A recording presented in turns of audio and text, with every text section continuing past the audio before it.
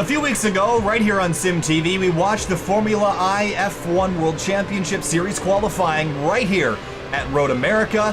However, this week we're going to be a little bit different place. We're going to be in Sao Paulo, Brazil at Interlagos. Qualifying session number 1 is underway. 20 minutes on the clock.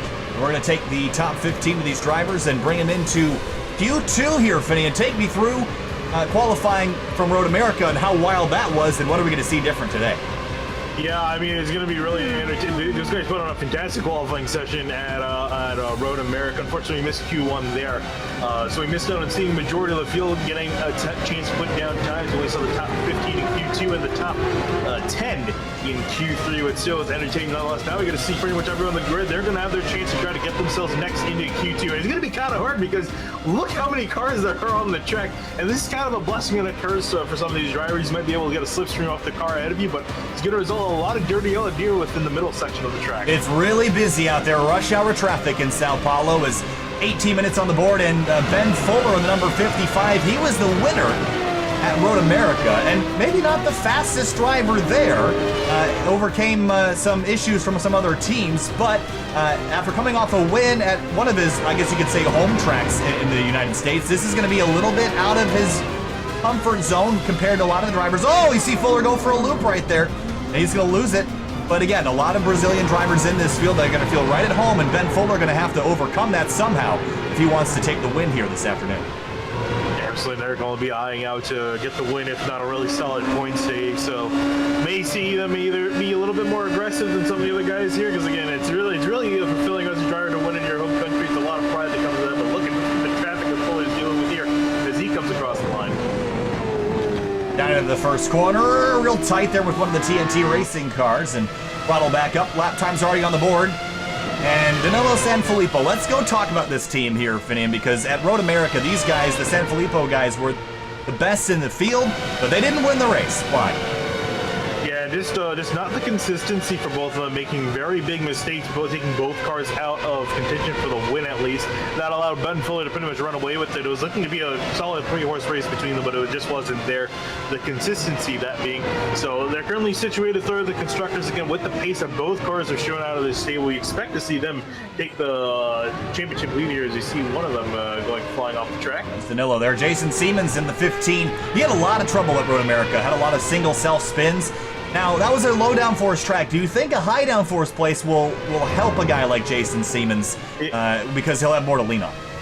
Yeah, I think he definitely will be quite different for a lot of these drivers who aren't particularly good, with the low downforce says. We saw what Siemens struggling with. High downforce, again, it really does depend on the driver. Some are really good in low downforce scenarios, some are really good in high downforce scenarios, and some in between as well. So I think Siemens should have a better shot here. Currently sitting fourth in the qualifying standings at the moment. Siemens will hit pit lane here. Luca Furlick goes fourth quick in the 0-6. Danilo Sanfilippo currently provisional pole sitter. And the other Sanfilippo, Marco, is only 18th as he comes across the line. What's it going to be this time? A 112.119. That will put him into 5th, but he's going to want better than that. Absolutely, and also looking across the line just now, the two of Ronaldo Augusto in 4th place at the moment, going to come across the line, had a really solid finish with himself and his teammate Bruno Canovas for F1 APS Red. That team is actually taking the early lead in the constructors standings, so they're looking at hopefully another solid finish for both those drivers. Ben Fuller still has yet to lay down a full time. I think he's beginning a lap now. We'll follow him on board here.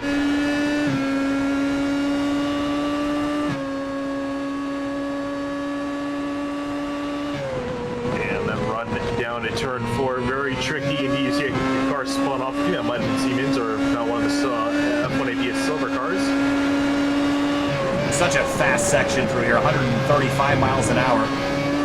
Then hard into the brakes, and then through the tight and twisty section. And this is all going to be about patience and squeezing the throttle in, trying not to upset the rear end of the car. Fuller's first sector at 18.333, sector 2 at 25.633.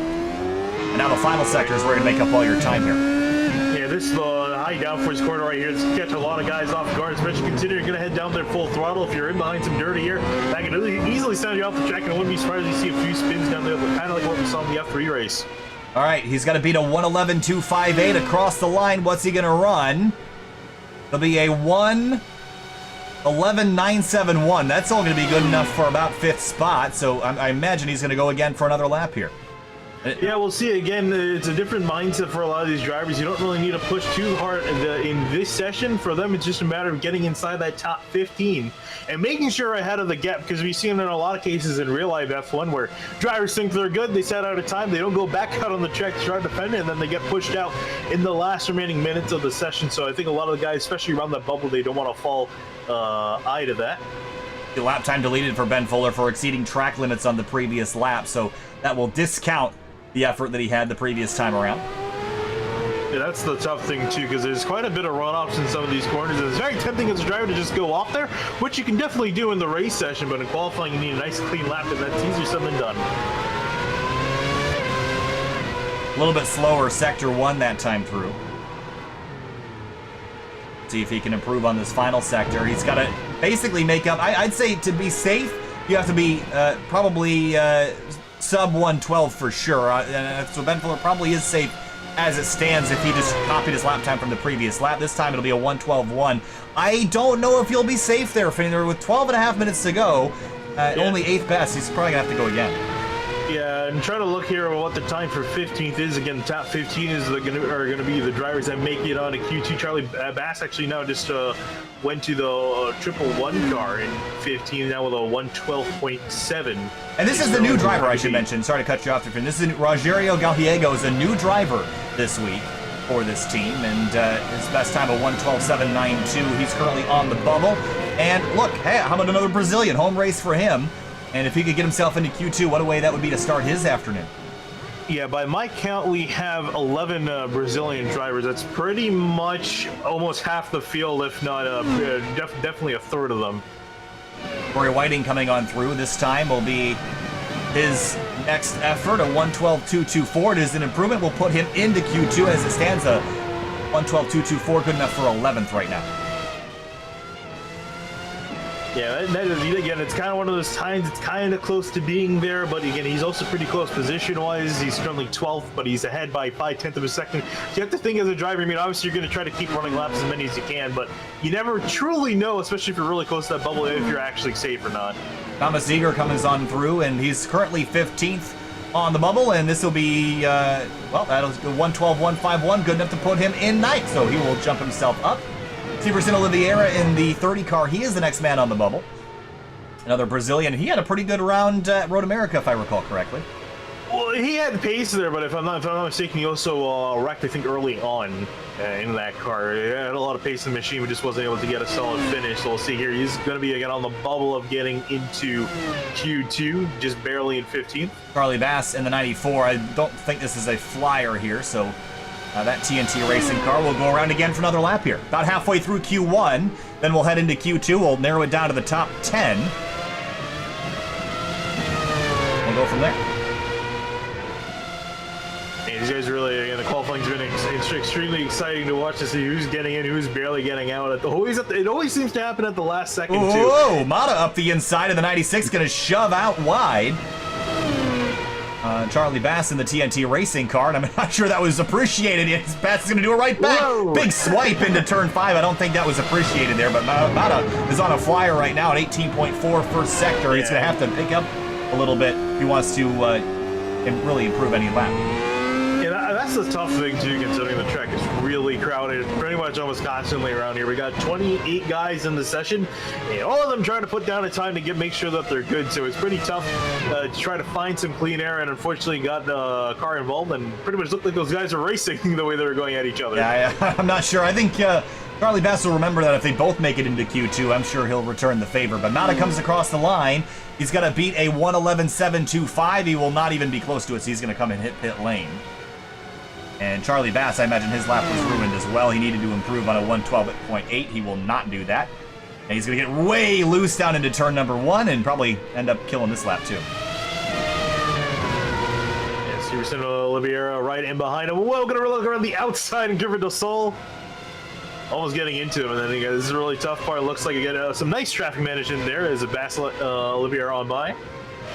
I'm really curious because Olivier has been on the bubble here for a couple minutes, so, you know, you'd think that you're going to get knocked off, but I don't see a lot of drivers in behind him that are really capable of knocking him off, but you can never be too sure.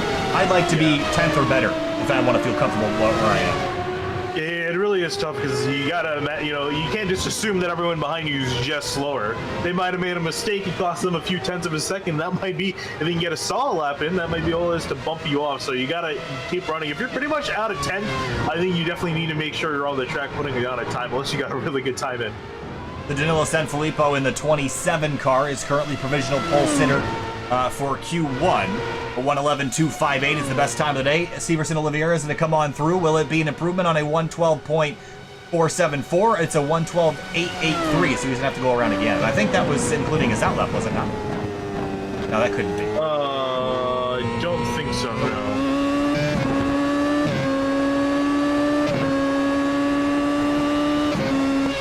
So not quick enough for Olivier. He's going to have to try again. I think he's going to continue on this attempt.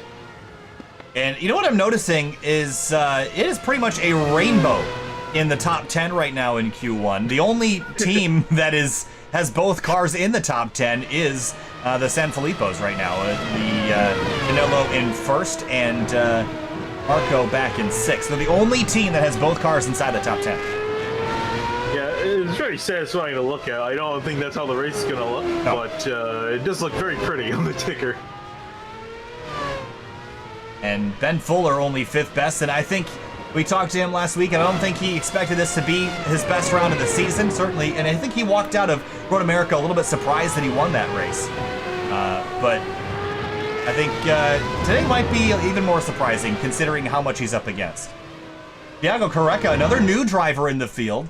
He is currently scored in second as it stands in the number 24, still running the triple-digit name shortening of the previous driver in that car. I got to fix that. But Thiago in the 24, new driver this week and currently second on the board. What team is he racing for, if you happen to know off the top of your head? I don't know off the top of my head. But he replaced whoever was abbreviated as AUA. I can't remember. It's got, I don't remember. It's all right. Try to get that fixed before the race session if I can. Victor Awat, I think is the name. Yes. Sub Racing Red is the team. Severson Oliveira came on through previous lap, and what did he run? A 1:12.407, which was an improvement, but he's still a tenth and a half off of gaining any positions. That would be Jason Siemens in the 15 car. He's actually fighting Pedro Gomez right behind him, who actually just got ahead of him into 15th. Oliveira barely got that back by 65 thousandths of a second. So yeah, you can see qualifying. It started out by the bubble, started out with intent. It's now quickly come down to hundreds, if not thousands, between some of these guys. Barely being in, barely being out. There it is, 1:12.391. Still not close enough to go 14th quick and get himself off the bubble. Pedro Gomez is on a flyer right now at 18.2. It's a pretty good first sector. He's just to go a tenth quicker, which seems like a lot, but it might not be. Again, if he's made some mistakes, he can easily gain on him. If he puts in a nice, solid lap. Oh, he's going to back off. That's all it takes to ruin a lap. Yep. So our top three, well, I would say they were off track, but Danilo Sanfilippo's gone back out on track. Is this just for practice? There's no reason why else he would be out here. Yeah, I think for everyone inside, I think for most of the guys inside the top 10, I think if not, there might be a lot of them seem to be taking a break, just giving some clean checks on the guys that needed to get in. I think for Sanfilippo, I think he's taking this time to just get a lot of practice in. Might as well, right? Jason Siemens just went 10th quick. A 1:12.104 was good enough to launch him 4 spots. So that'll push Corey Whiting back to 14th. Whiting's got to give up and try to go again. 1:12.257 last time out. Yeah, his car looking a lot better in position. That being said, his teammate for Siemens, Patrick Woodstrup, all the way back in 24th. He's been struggling to put in a good time. Oh, Severson Oliveira still trying to get off the bubble. He improved again to a 1:12.258, but not good enough to knock him off 15th spot. That's frustrating. It really is frustrating. It's so close. And you want to be a little bit more secure because, again, obviously, once you get inside the top 10, your position is not going to be static. It's going to change after Q2 goes underway. You just want to get inside there, and it helps to be in there with a little bit of padding between a few drivers in between yourself and that bubble cutoff spot. Carlos Salido out on track in the 77. Dario Galhiego in the 111 car back in 18th place, another new driver this week.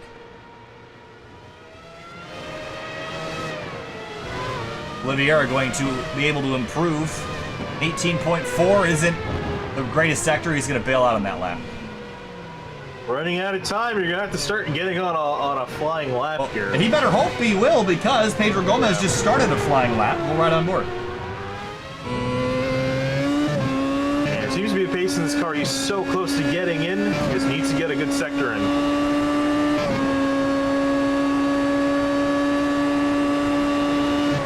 Down a couple gears into turn 4. Pretty conservative on corner exit, but not trying to spin the tires. There's some traffic up the road.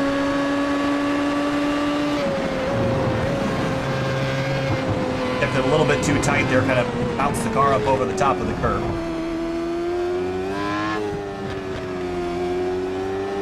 Okay first sector, not the fastest we've seen.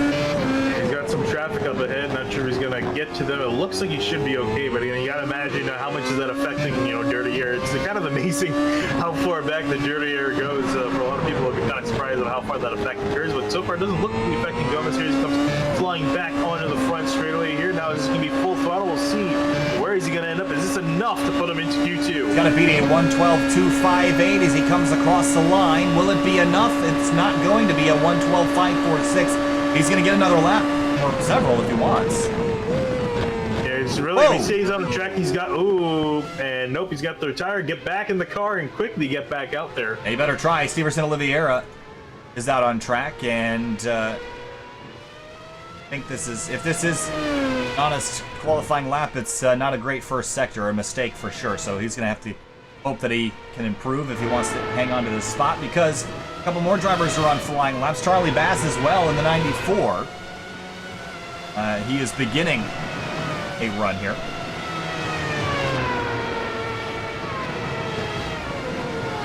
Yeah, he has got quite a bit of ground to make up, and for a lot of these guys back here too, I think they're trying to make sure they get in some good times here, because you're pretty much lining up for your last attempt here.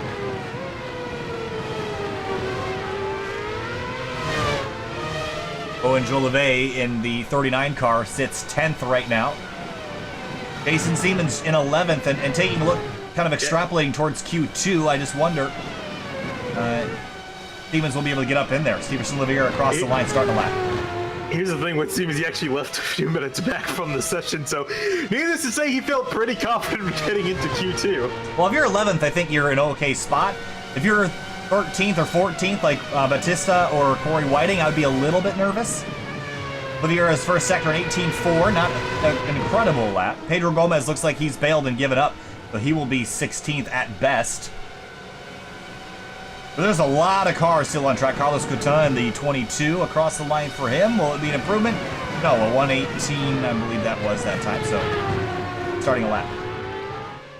Yeah, this is, again, if you start a lap, now you're able to finish it once the timer hits 0. If you cross the line, it's going to complete your lap, and you're going to be pretty much done. You're going to end up where you are, unless you're in the top 15. That means you head on to the next qualifying session. Corey Whiting out on track at 18.432, first sector, trying to defend.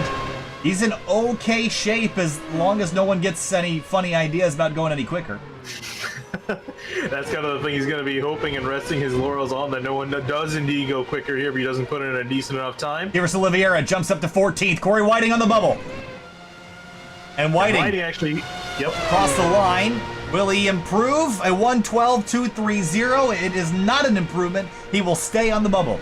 Behind him, Rogerio Galhiego. He's on a flying lap. It's not going to be fast enough to bump Corey Whiting. Carlos Coutin is not either. Charlie Bass, yet to be seen. Yeah, I think he is on a flyer, if I'm not mistaken. He's going to continue his efforts. We'll see if he can try to improve. Maybe a big shake-up here as more drivers are coming across the line. Couture comes across the line. No improvement for him. He ends up in 20th. Patrick Woodstrup in the 3 car. One of the other Siemens machines, big lock up and a slide for him out of turn. It's, what is that, turn 4? Final corner. Turn 12. Penultimate corner. Yeah, and so that's going to put him all the way back in 23rd. I'm sure he's going to be a little bit disappointed with that, considering his teammate all the way up in 11th. Corey Whiting is going to just eke out a Q2 effort here. He's lucky. Through turn 12, and this is not a... I don't have any sectors recorded, so this might be a dirty lap. But I don't think there's anybody left that can bump him, but Whiting was going to be 15th, and he'll be the last driver into Q2. 111.963. That did! 9th place for Corey Whiting. Wow. Wow, that's a good improvement. And put Oliveira back on the bubble, but again, not going to matter, as it looks like pretty much everyone who needed to put a time in just finished their lap, and it looks like the results are going to stand. So, your top 15 that will make it into Q2 are going to be Danilo Sanfilippo, Thiago Careca, Marco Sanfilippo, Rafael Mata, Ronaldo Augusto, Ben Fuller, Leandro Bagnardi, Emilio Fernandez Garrido, Corey Whiting, Luca Furlick, Owen Jolivet, Jason Siemens, Thomas Ziegert, Wesley Batista, and Steverson Oliveira. Those are your top 15 that will go to Q2. Drivers that just missed out: Pedro Gomez, Cody Sandwith, Alice Toledo, Rogerio Gallego, and Carlos Couton. We'll be back in a minute for Q2.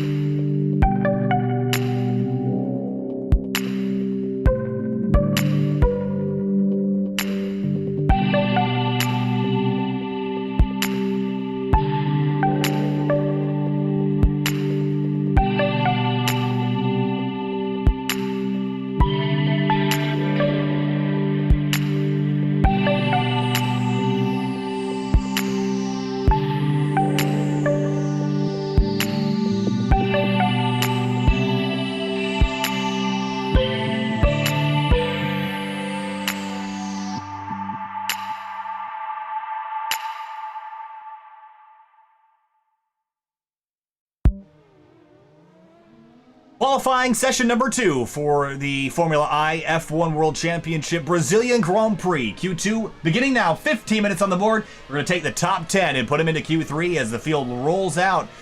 And in Q1, we saw the driver that made it just by the skin of his teeth. It was Steverson Oliveira in the number 30 and Corey Whiting in the 12, who jumped to 9th at the last second. But now, Corey Whiting is going to have to get real busy if he wants to do that again.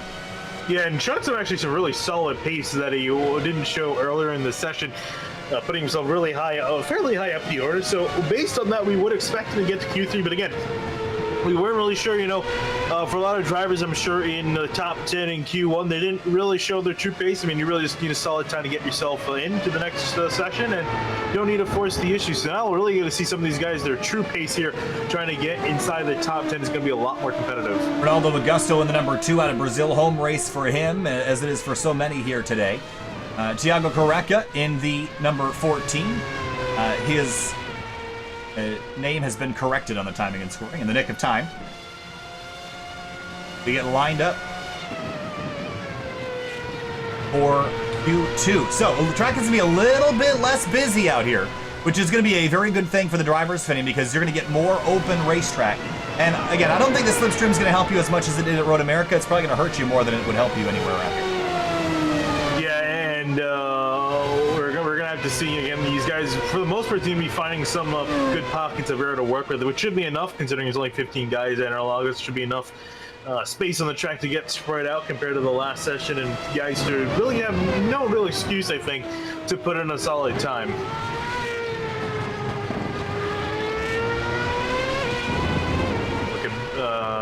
Ben Fuller here, he's leading the charge of drivers on the first attempt of putting a time in. And already an 18.098 is the quickest first sector we've seen of anybody so far.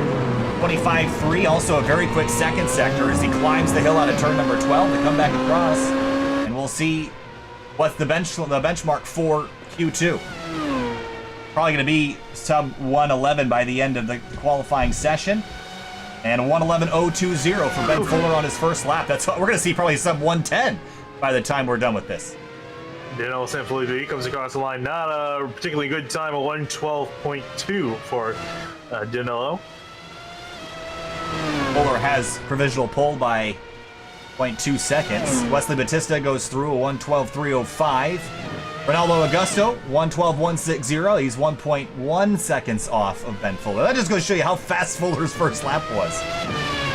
Yeah, absolutely, a really solid time. That I have a dirty feeling that's going to be good enough to get into the next session by a long shot. So I wouldn't be too surprised if we don't see Fuller back out. If anything, he might just be kind of warming up then for his Q3 run, because that's really going to matter for a lot of these guys up near the front. Noticing it, field's pretty bunched up. We haven't seen anybody come out of a 12 in a while. Comes one of the drivers, I think. Is that Augusto? Oh no, might be Marcos. Oh, who is that? The other red car out there. Leandro Bignolo? No. Thiago Careca? Yes. Thiago Careca was the driver I was looking for. Starting a flying lap. Luca Furlick goes second quick, a 111.767. Danilo Sanfilippo, a 111.507. But still a half a second off Ben Fuller. Yeah, again, not entirely sure if that was him pushing full beans, or actually looks like he's going to come back out again.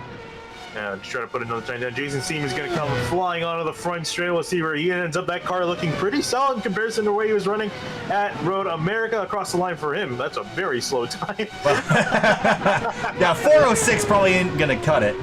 Maybe if we're running at the Nürburgring. But... You can run a faster lap if you're in a Pontiac Solstice around here. Yeah. I think even a Solstice would be faster than that. Oh, man. Danilo Sanfilippo, a 22.701 first sector. That's flying.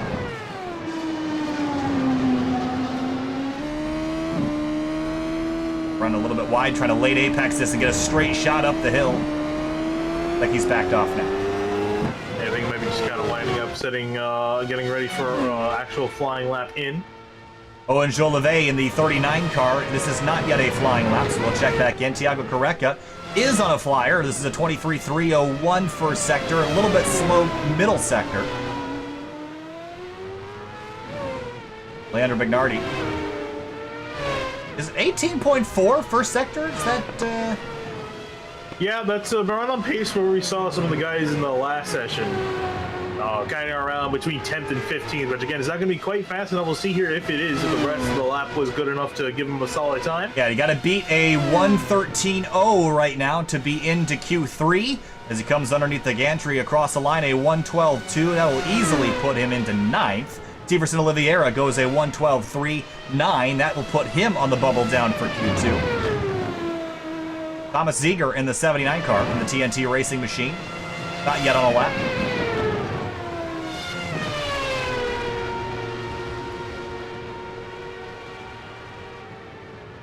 Yeah, looking at the rest of these guys, a lot of guys coming back across the line, it seems, but also some guys surprised that I've not been able to get a time in.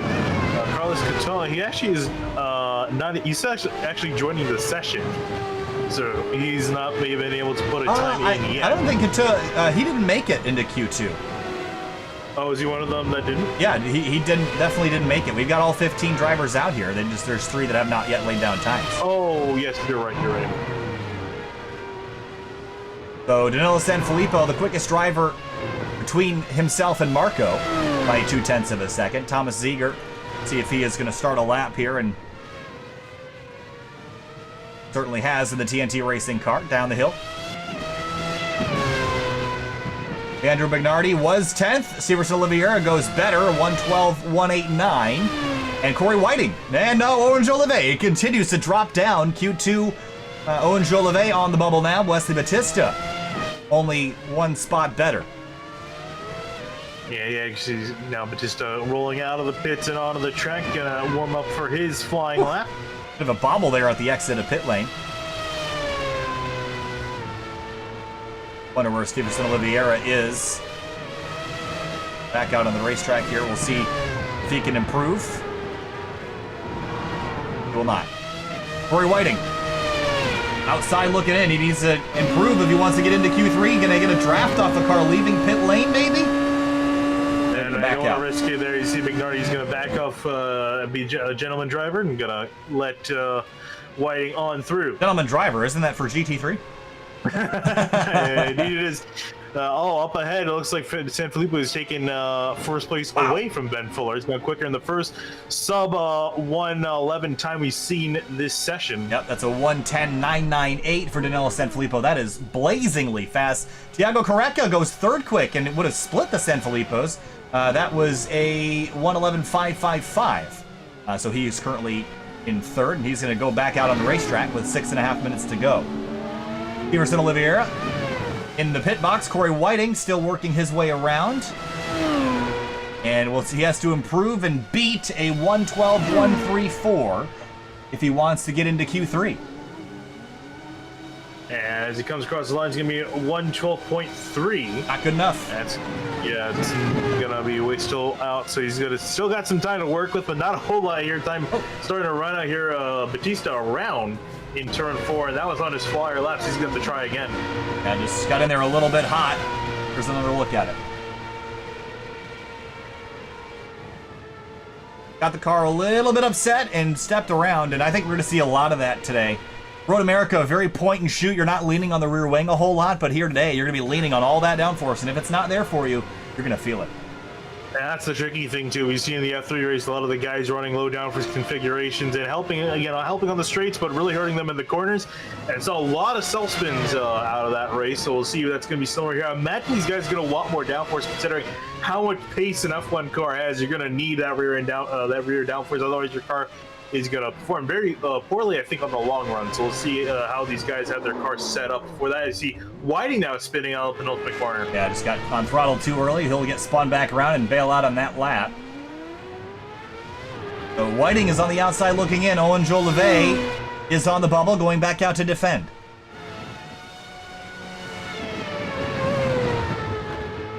These guys now have to get, especially if they're outside the top 10, really need to get their heads down and get a good lap in. Otherwise, it's going to be their qualifying session over with. Still solid qualifying spots, 15th through 11th, but obviously if you can just get yourself in the top 10, it's going to mean a whole lot more. Although Augusto in the number 2 car is back at 8th, I'm not really confident about being that far back. Only 3 spots out. I mean, it's very possible that Whiting, Oliveira, or Ziegler could jump up ahead of Augusto. Jolivet out on track. Needs to defend. Needs to run better than a 1:12.134 to improve. Corey Whiting on par to do just that.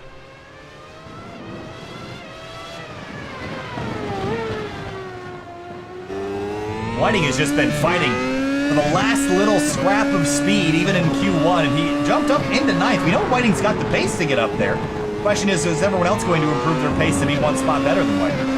Yeah, that's really the big key thing here, is depending on how much these guys are going faster. We've obviously seen times go lower and lower down, which you kind of expect. These guys are pushing harder and harder. Cross the line. So 112.130, good enough for 10th. Right in front of Jolivet by 4 thousandths of a second. I wouldn't have pulled off. I'm not comfortable with that. You're still on the bubble. No, he's got to get back out there and he's got enough time to make 1 or 2 more flying laps. And he's actually just rolling off the pits again, so he will start another attempt. I sort of like having lap or 2 old tires. So I think I don't want to have to re-warm them up every time. I think staying out might have been a better strategy, but we'll see how it pans out for him.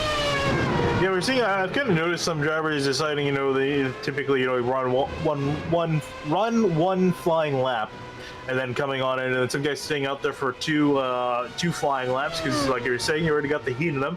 Jolivet going to come flying across the start-finish line now. Yep, 111.727. That'll put him 6th and bump Whiting out. Where's Steverson Oliveira? He's on a pretty solid lap here as well. And he's also going to be on the outside looking in again. He was on the bubble constantly throughout Q1 and looking to be very much the same in Q2 here. Batista on bubble, 31. Steverson Oliveira comes across line. He's got to beat a 112.046 to jump in. A 112.190 will not get it done. Actually, a thousandth slower than his best time so far. Batista's out on track at 18.3, finishing to try to defend. Yeah, I was going to say, it's actually kind of crazy that he was only a thousandth off his best time. I mean, that's some real consistency right there, but unfortunately he doesn't need consistency, and he's just raw pace at the moment. Batista as well. We saw him spinning out at turn 4 because he was pushing really hard to improve his time. Now finally back out for another attempt. That is good, only by 84 thousandths of a second back to Corey Whiting. Whiting is off track. I have to give one more attempt at it, otherwise he's out. Batista on track right now, coming to the start-finish line. Can he improve on a 112.046? Pretty good. Cross the line, will it be an improvement? A 111.918. And it is an improvement, but not enough to move him. So Leandro Bignardi will stay in 9th. Batista is going to try to go again. Yeah, I mean, honestly, even if it isn't a movement position, at least in the timing department, he gained a 10th, which is going to be just easier said than done for these guys in behind to make up. I think he's safe from behind, with the exception of Steverson Oliveira. This is the driver that still worries me if I'm Batista.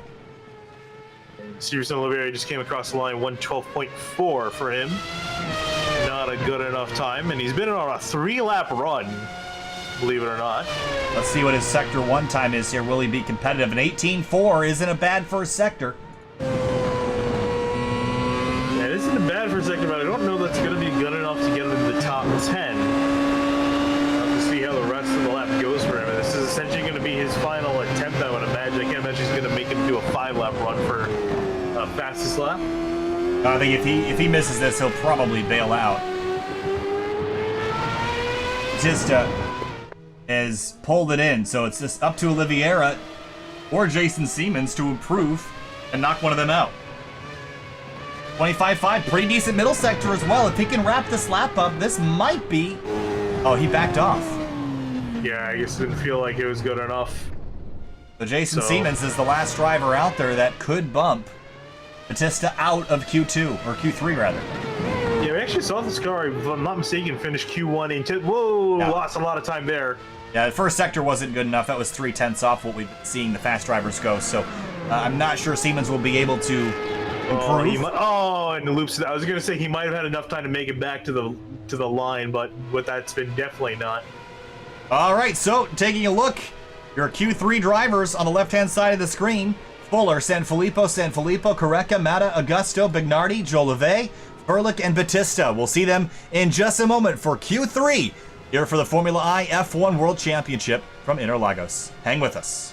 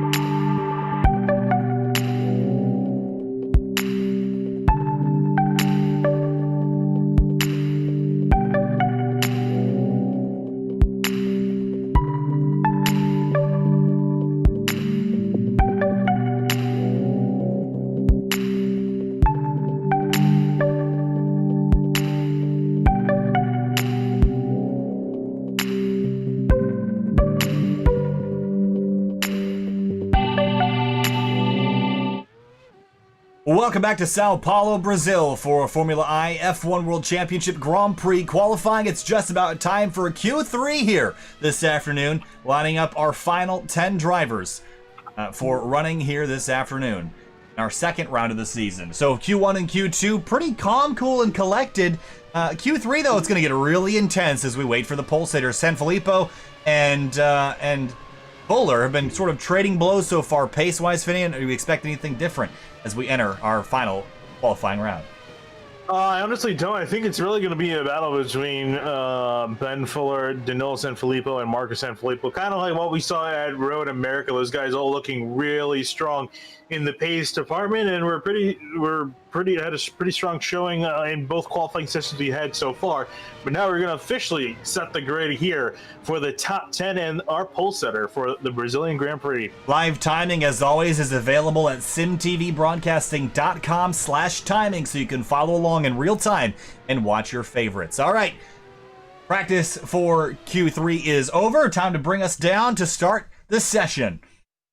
It's going to be 10 minutes, and the quickest time will be your pole sitter here this afternoon. Ben Fuller in the 55, going to be the first off of pit lane. He's going to roll off and get rolling here, Finian. He was the winner from Road America, and starting up front will give him a great chance at doing a 2-for-2 here to start the season. Yeah, absolutely. It might seem like these guys have a lot of time to work with. I mean, they only really have, I think, enough time for maybe 3 solid runs. All right, so here you see Ben Fuller weaving, getting those tires up to temperature. Danilo Sanfilippo up and behind him. Oh, and Jolivet in behind him as everyone racing out of the pits to start their warm-up laps. And get those tires nice and toasty. We saw drivers still improving about 2 or 3 laps into their tire run. I wouldn't expect to see drivers pit immediately after their best lap, but we might see that in just an effort to keep the tires as fresh as possible in this session. So Ben Fuller going to be the first driver to take the green flag here in just a moment. Again, a lot of drivers that call this track their home track, and Fuller is not one of those. So he's up against a lot of people that have probably known this track since they were children like the back of their hand. And it's a tricky track. It's a lot more technical than Road America, which we mentioned was very point and shoot last week.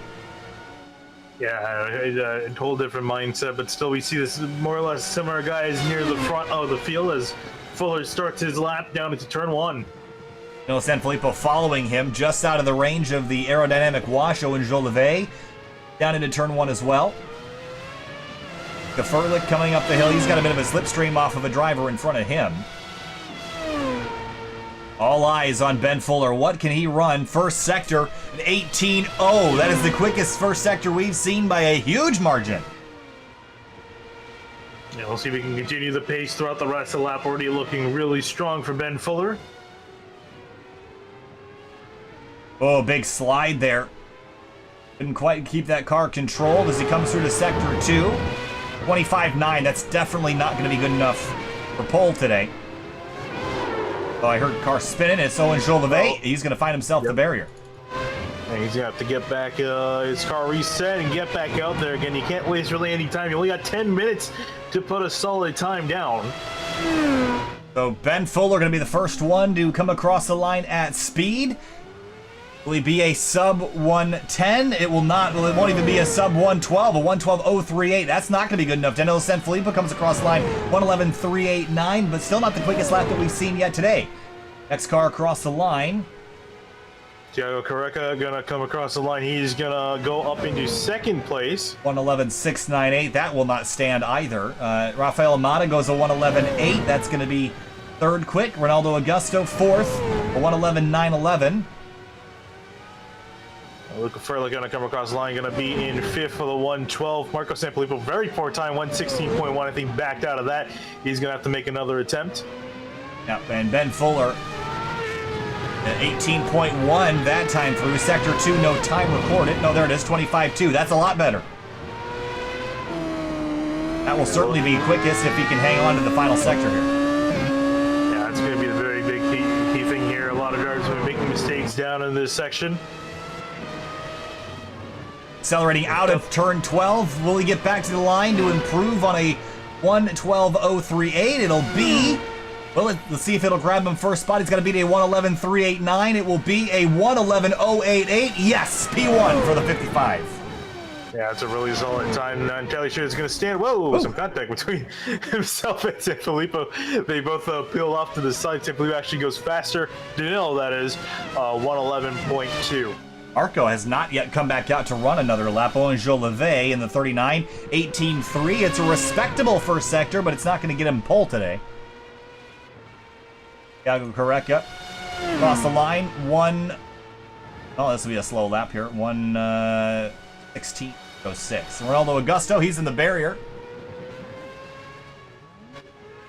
Rafael Madden, 18.291. Pretty decent first sector for F1 APS Gold. Yeah, we're really looking strong here. We can finish the lap. Currently situated in 5th place. Kind of curious how much further he can improve up the order. A big mess through turn 8 there. Could not keep that car under control, so it'll kill that second sector. He's going to back out. Ben Fuller has returned to pit lane. He might be pretty comfortable with a 0.2 of a second lead over Sanfilippo. Yeah, I think he might just be kind of waiting for the session to run out of time a little bit more, and then he'll go out and make his final run just in case he covers bases. Thiago Correca on a flyer as well, an 18.3 and a 25.4 for the first 2 sectors. Probably on par to run exactly what he did last time. I don't think it'll be much of an improvement. Pretty solid final corner for the 13 car.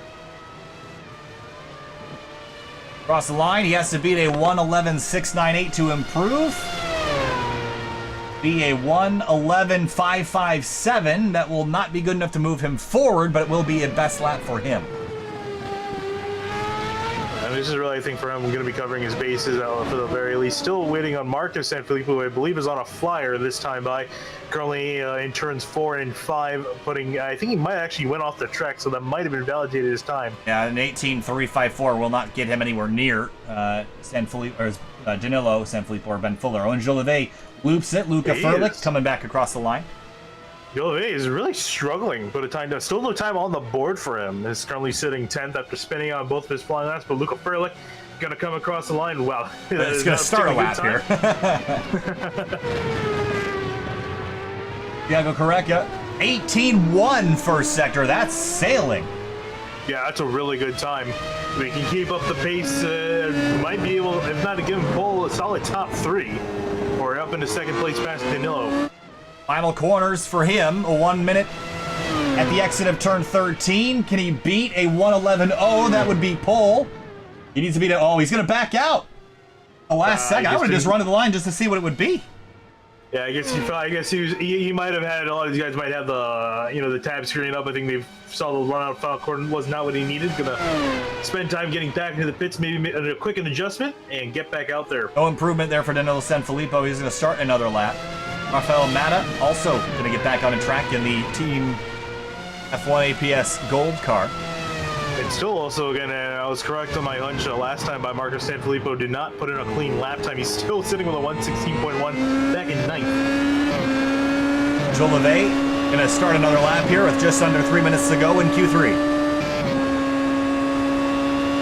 Yeah, this is kind of not what you want to see as a driver, to just put in your first lap time now, because, usually you put your first lap time in the first 5 minutes to get your bases covered, and then you can really start to push. And if you make a mistake, you still got a decent time. Yep, there it is. And going to spin yet again in the Senas's. A lot of trouble for Jolivet today.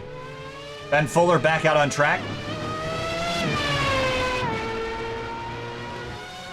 Oh, and Marcus Sanfilippo just jumped up to 3rd place with a 1:11.376. Pretty good time. Ben Fuller, an 18.3 first sector. I don't think that'll be much of an improvement. Danilo Sanfilippo. Oh, this will be a really good lap. Will it be pole? 1:11.034. Yes, it will be. Provisional pole for Danilo Sanfilippo by 54 thousandths of a second. What a lap that was.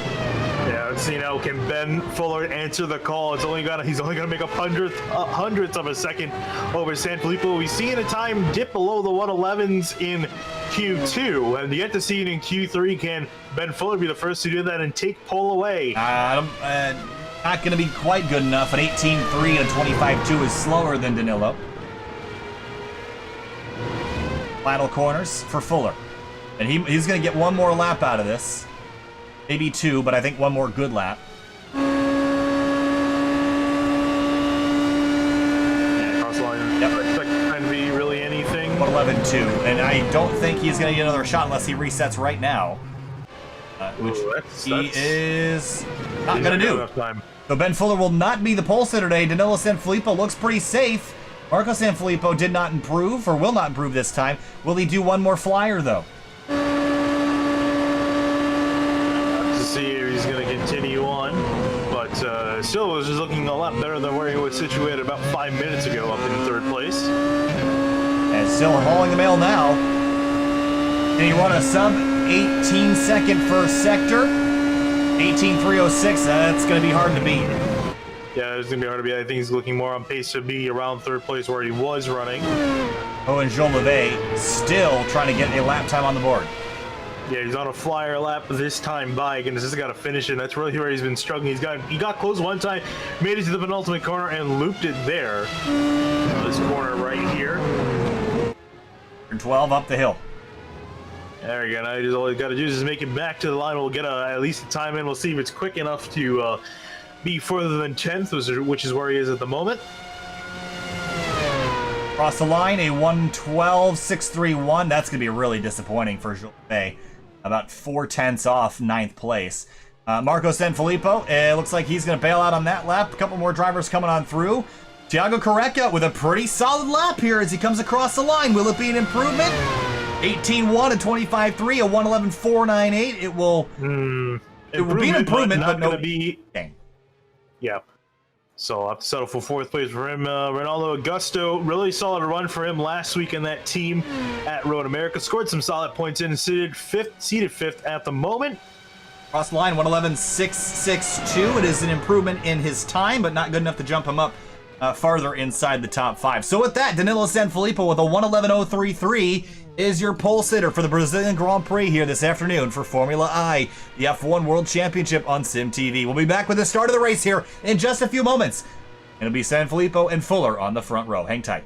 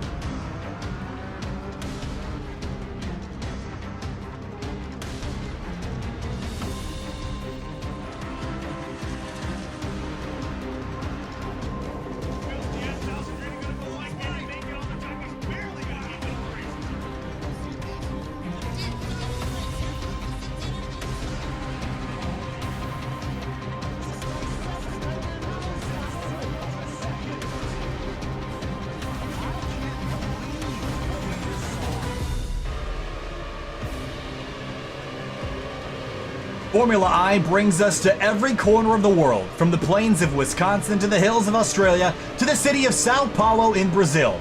It's the second round of the season in the Formula I F1 World Championship at Interlagos. Welcome to SYM TV. My name's Kyle Heyer, joined by Finney and DeCuna for the second round of the 2020 Formula I F1 World Championship, this time from the most populated city on the Western Hemisphere, Sao Paulo, Brazil. 11.3 million people, and it feels like they're all here today at Interlagos. It means between two lakes today, between two flags, we're going to run a race. The checkered and the green going to separate the men from the boys here this afternoon. Welcome again to SYM TV. Again, Sao Paulo, Brazil. Autodromo Jose Carlos Pace, constructed in 1940.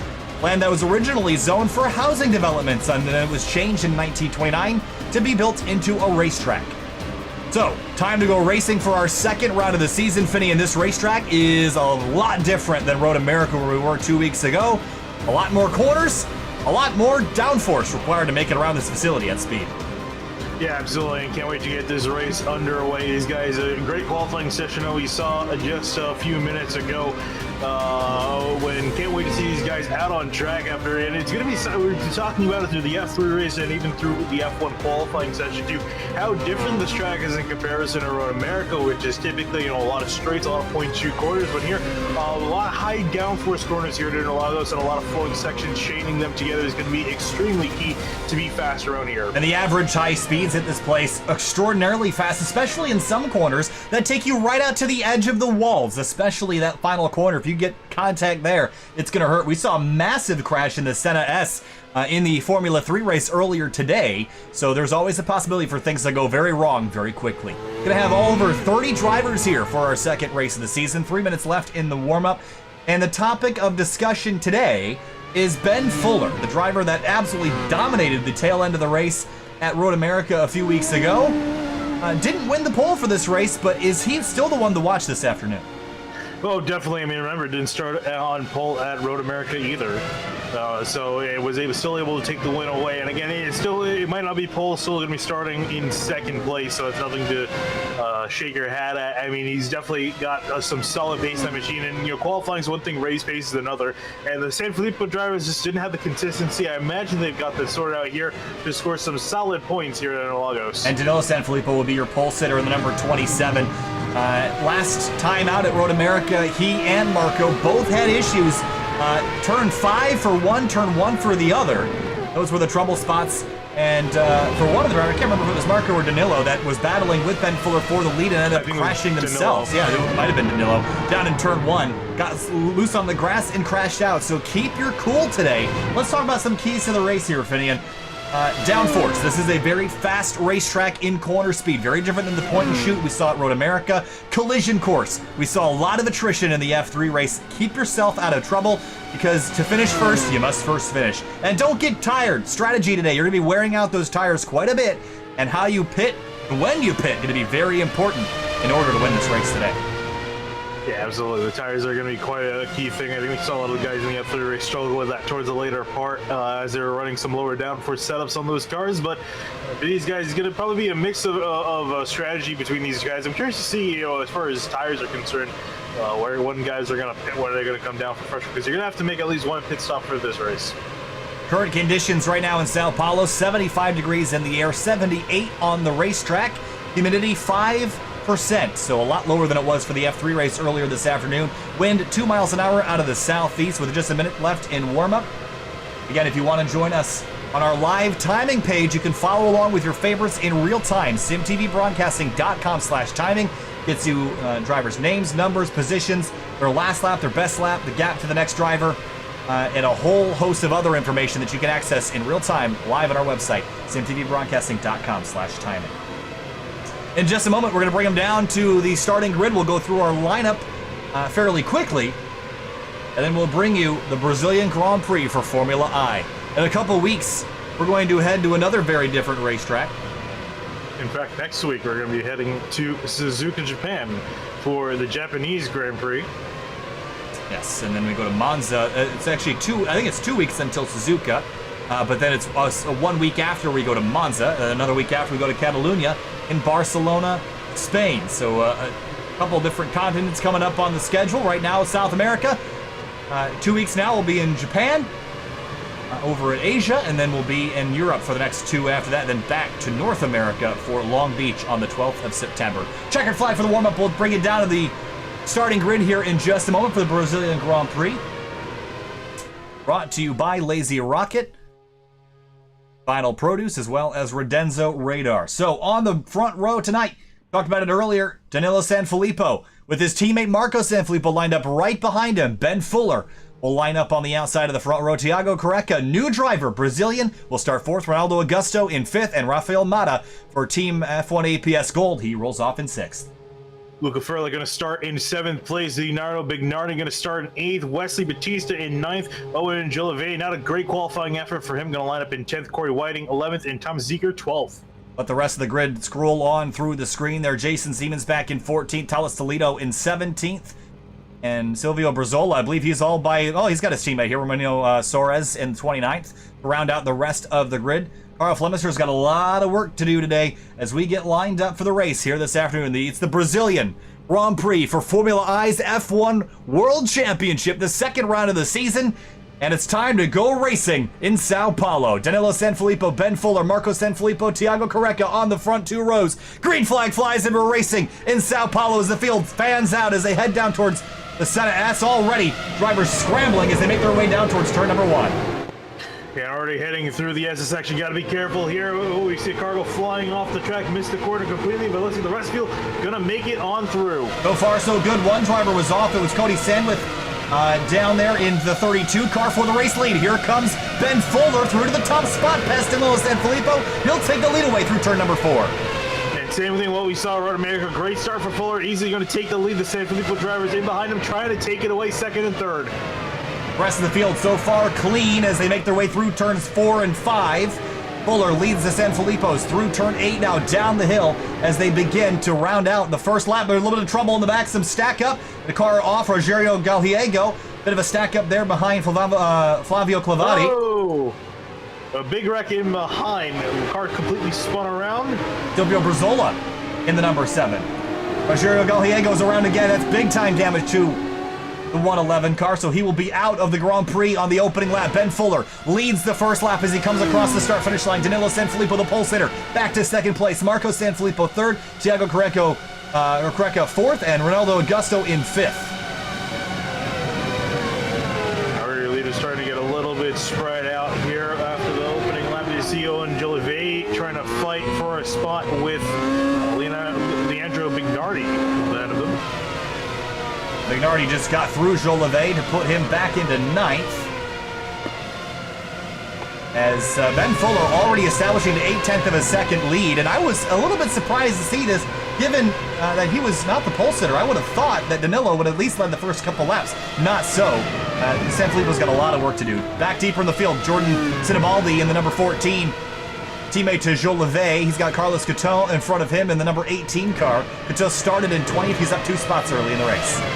Yeah, already solid climb forward. They got 2 spots on the opening lap. The race still a long ways to go, though. Got to keep the pace up. But remember, everyone eyeing for the top 10 positions, the points-being positions, to get themselves on the board. There's a lot of drivers still waiting to do that after Road America.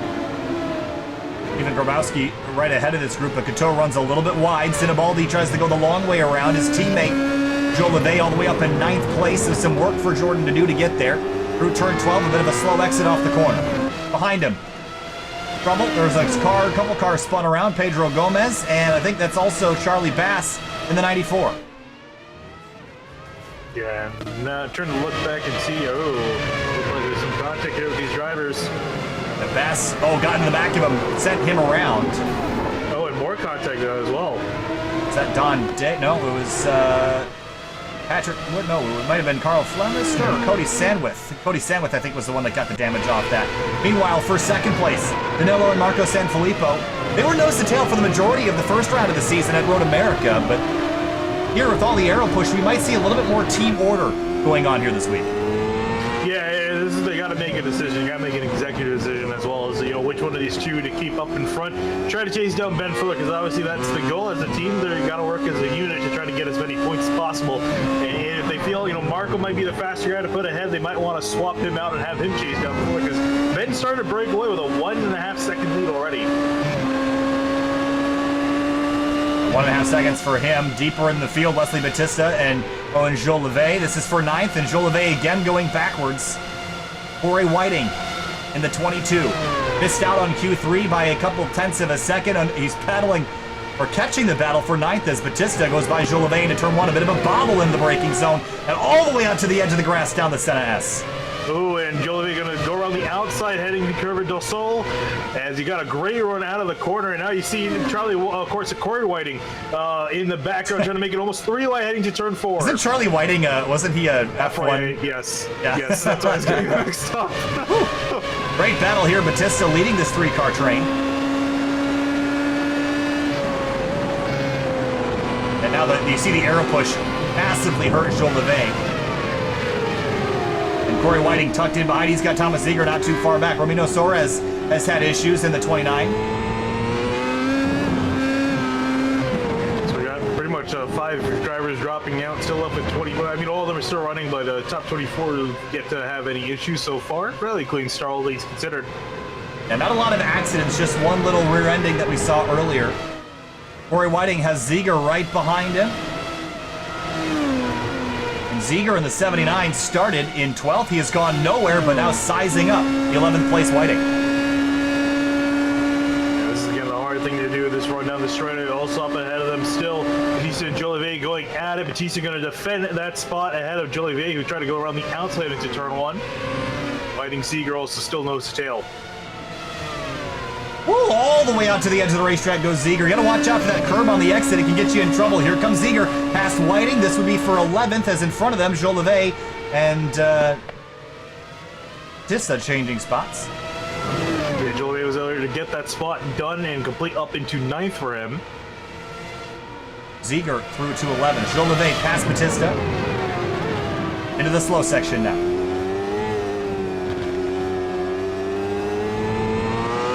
Let's talk strategy here. Danilo Sanfilippo being outpaced by Ben Fuller. What's the plan for the tires? Do you short pit? Do you overcut? What's the deal here? How do you beat Ben Fuller? Yeah, I don't know. Honestly, I'm trying to look at it. I really don't know how. It seems to be they're losing him pretty much on just straight up pace here, as you saw a car having some trouble. But yeah, as far as strategy goes, I don't really know what these guys currently do. Maybe, if anything, try to change the order they're running in. Maybe try to put Marco out in front or do something. Tire strategy-wise, it really depends. If they're pushing the tires hard, they feel that they're running them too hard, or maybe they want to continue on. I think for them, it might be best to do an overcut. Ben Fuller has been rock solid in the opening couple laps. 1:12.198 the last time by, the quickest lap he's run so far. Deeper in the field, a couple battles shaping up. Fernandez Garrido chasing Steverson Oliveira in the number 30. This is into turn 4.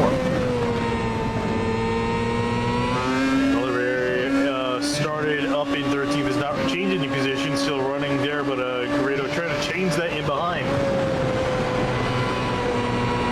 Now it's all going to be about the aero push today. How do you get out of the wash of the driver in front and still maintain downforce on your car? Yeah, that's the tough thing to do, especially out of some of these corners, because you pretty much have to line up behind one of the drivers. You're going to see them kind of enter a little bit differently through some of these corners to get a little bit of cleaner, a little bit more bite on the front end to keep the car planted. Only one driver out of this race is Silvio Brizzola's number 7. Marco and Danilo have just traded spots on the front straightaway, so through goes Marco to P2. I wonder if that is to try to see which of the two is faster. Yeah, I think they might as well try at this point, because it seems like they got Thiago Careca in behind in 4th, and then they got him covered. I think they're definitely faster than the 13, so they decided to swap position. We'll see if Marco has any more pace than Danilo to try to chase down Fuller, who's still putting in some really solid laps and extending his lead. Yeah, he just ran his best lap once again. Thomas Ziegler closing in on Wesley Batista for 10th, and Ziegler had a lot of pace in practice for Road America a couple weeks ago. Didn't really have the race that we all thought he would have, so trying to rebound that this week as he runs back in 11th right now after starting in 12th. Yeah, he's also just looking at trying to get on the board. Still no points to his name this season. This will be a change for him if he can get past Batista and even Jolivet up ahead. Oh, he drills him! Batista! Oh, he absolutely annihilated him into the braking zone, and Batista's going to spin. Is there damage to the nose of the 79? Doesn't look like it. Batista, though, is going to be fuming. Yeah, just got straight up hit from behind. Ziegler just went in at a completely different speed. Way too hot for him. He just drove into the back of him from a long ways back. And I'm sure the stewards will have something to say about that post-race, but because that wasn't even close. He just went in there and absolutely drilled him. Yeah, I think he was trying to take the corner at a much more shallow angle. It was setting up, but again, the difference in speed, you got to account for that as a driver in behind. And unfortunately, Ziegler didn't, as he's actually trying to still deal with Corey Whiting, who was able to get past him in that scuffle. Yeah, that was definitely naughty on Ziegler's part there. So we'll see if that gives him a penalty post-race. But not a whole lot of defending he can do on that move. Yeah, no, really, it's very much cut and dry. We'll have to see. Although it might not even look like he'll get any points here, as Whiting's going to get around him again. I still think Ziegler's got some front-end damage. He hit trouble in front of him. Oh, and Jolivet right in front of him. They collide, and the 3 cars all crash at the exit of turn 4. Wow, Jolivet was just recovering from a spin right in front of Ziegler and Corey Whiting, and they all collide together. What a mess that was. Yeah, that was the tough thing. Jolivet was trying to get back up to speed, and he hit with the first gear. These guys have to be very careful because the RPMs get up there. You see the car slip in, and he gets into the racing line, and that causes the guys behind him to panic and try to avoid him at the last second. Oh man, and Ziegler and Jolivet both took big hits into the wall. Corey Whiting probably has some fairly severe damage to the front wing on that car. I'm trying to take a look here. It would have been, I believe, the left front. I'm not seeing a whole lot on that car. He might have gotten away with something. He got some damage initially, but the sim kind of repaired it, so I don't know if we're not seeing the true extent of the damage. I wouldn't think that he did definitely hit him. I'm not sure the extent of it, let's see, but he's got Olivier in behind and Siemens in behind, and they're hounding him. I gotta imagine that car's damage. Look at the amount of speed he's carrying through the corner, or lack thereof. Yeah, Siemens and Olivier are gonna get a huge run on him here. Down towards turn number 4, Jason Siemens in behind. He started 14th, and behind these two as they fight for 10th. Able to get them behind, but again, I still think Whiting is struggling with that car at the moment, even though we're not able to see it visually. Olivier, almost looked like sending it up the inside of the right-hander here. Feeling pretty confident, I think. He sees the wounded 22 and has the opportunity to go around the outside. Not quite an opportunity there. He's going to have a look on the inside here. Big dive on the brakes. Can he get to the inside? He's on the curb now to the inside of the 22. Okay, quite. Here comes Siemens up the inside now, heading towards the penultimate corner of the lap, side by side. Oh, he spins! Siemens is around! He loses it! And just like Road America, where the self-spins just absolutely obliterated any chance at a good run, Siemens will drop out of that fight. Don Day's backed it around in the middle sector of the course. Back up to Corey Whiting and Severson Olivier, though. Whiting hangs on to 10th for now.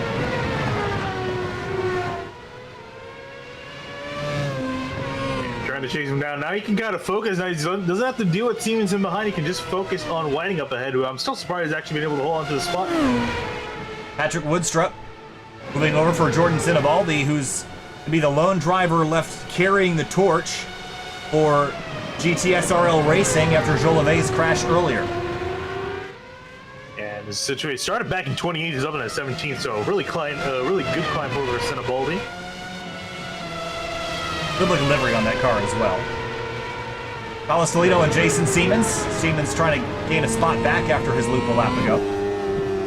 He's got a lot of work to do. Is really close also getting in the points again. Finished 10th last week, and Road America was able to get 1 point.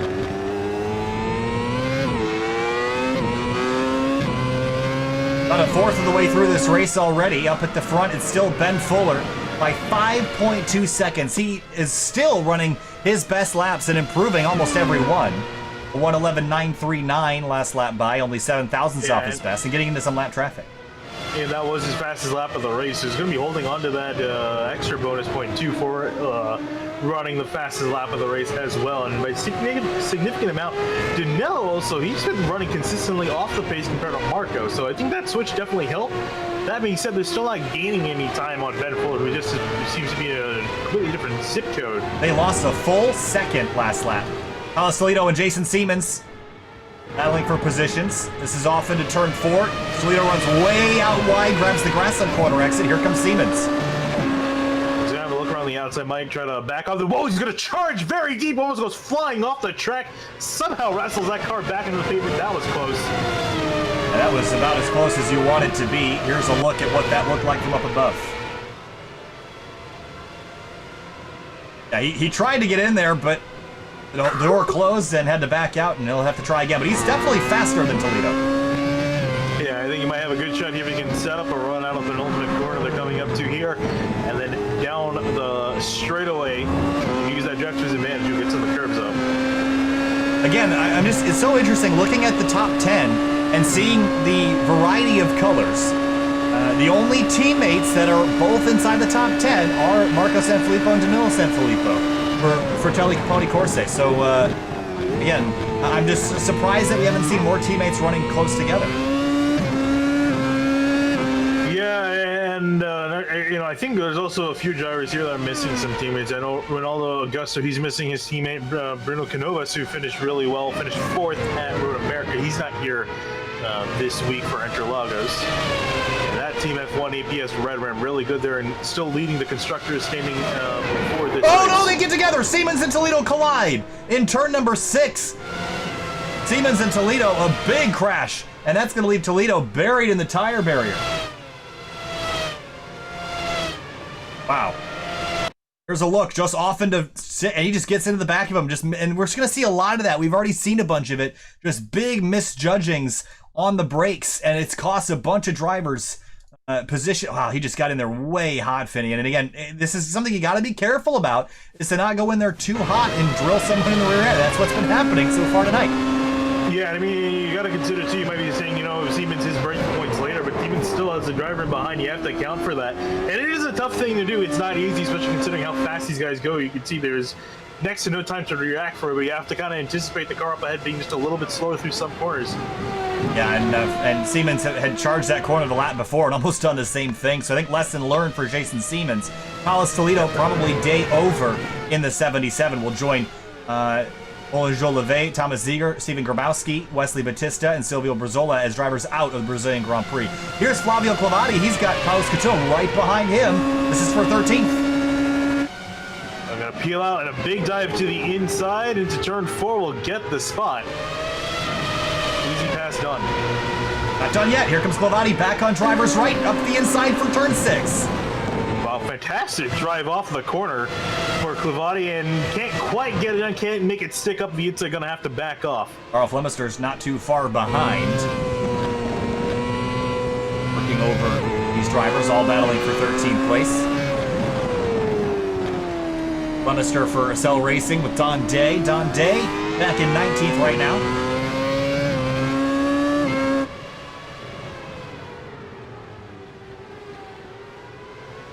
Everyone else is sort of quieted down here, getting into the meat of this race and start thinking about strategy. Yeah, kind of setting up for your pit stop when you want to come down pit road. And really, again, it's only going to really be for tires. It's not really going to be too much on fuel. That's Jason Siemens on pit lane. Yeah, and he needed to come in early. He had damage to his wing. He had actual visual damage to his wing, so was definitely struggling with the front end grip on that car. So he'll be able to get that replaced and get back out there. Carlos Coutin, the 28, as Flavio Clavati not too far behind. And Carl Flemister closing in on both of them. Oh, Coutin goes flying off the track. You see up ahead on camera is going to come back on. That's always entertaining. Here's a look at this on corner exit, and you just miscalculate the throttling up and way out wide. That's, you can't even see the track in that shot anymore. Yeah, he just went around me to completely cut turn 5 on the outside and came back on. Like nothing happened. I don't really think you gain a lot of time doing that. You have to run so much extra space. So Ben Fuller continues to lead. He has led every lap so far, all 14. Marco and Danilo Sanfilippo behind, separated by 3 seconds. Then it's Thiago Careca. How about this for a new driver that has just joined the series? This is a really strong start for this this driver right here. Yeah, and looking to give his team SYM Red their first points of the season. He can hold on to some really solid points too, finishing in 4th place. With the team being Pedro Gomez running back in 17th.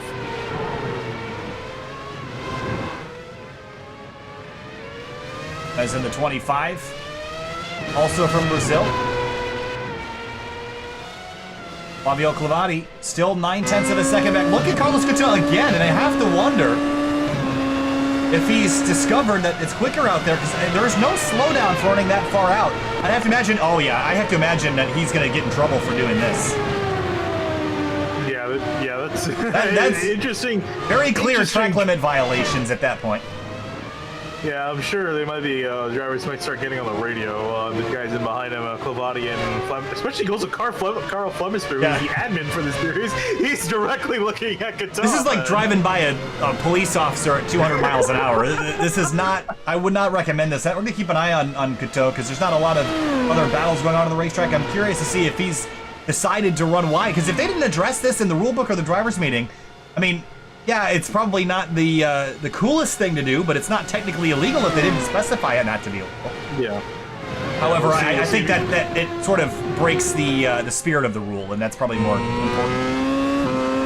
Yeah, it also just sets you up for a causing incident if you start going out wide like that. But we'll see. Keep an eye if he runs out here again. That's something if you do 3 times in a row. Definitely confirms you're up to something. Yeah, he's going to do it again. And Severson Oliveira had just lost control. He just spun out as Couto comes back on the racetrack. And it's not really, I mean, I can't really tell if it's gaining a lot of time. But I can't imagine it is, because you have to go pretty out of your way. I mean, it's an easier way to take the corner, I'll say that. It is easier. It's going to give you time, yeah. There's a reason why there's white lines painted at the edge of the track. And I'm okay with using a little extra curbing now and then, but running, 5 car widths off the track is a little bit much for me. So back in 12th now, after starting this race in 20th, so +8 for him.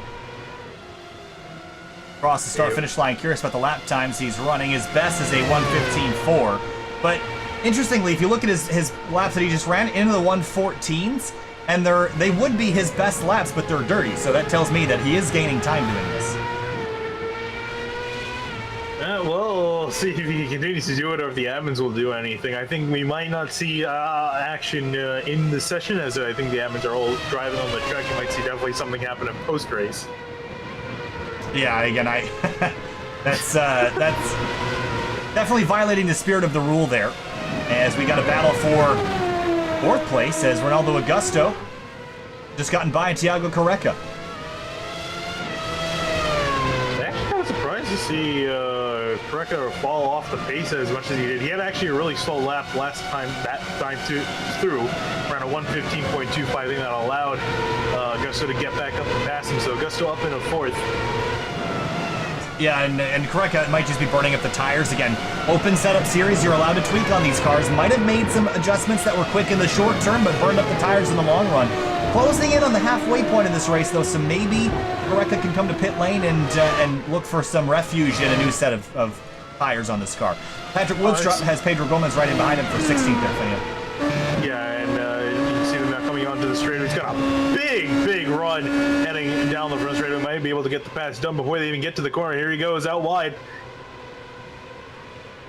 Woodstrup trying to drive him off into turn 1. They're going to run side by side for a moment into the Senna S, but through goes Gomez into 16th. Abbott up ahead of them. Jordan Sennabaldi's on an absolute tear through the field from 28th to 15th. He's consistently moved up the order, and I think he's going to continue to do so. It's going to be hard for him to get up in the points because I think he's running a good 3 seconds behind 10th place Severson Oliveira. That's who that is.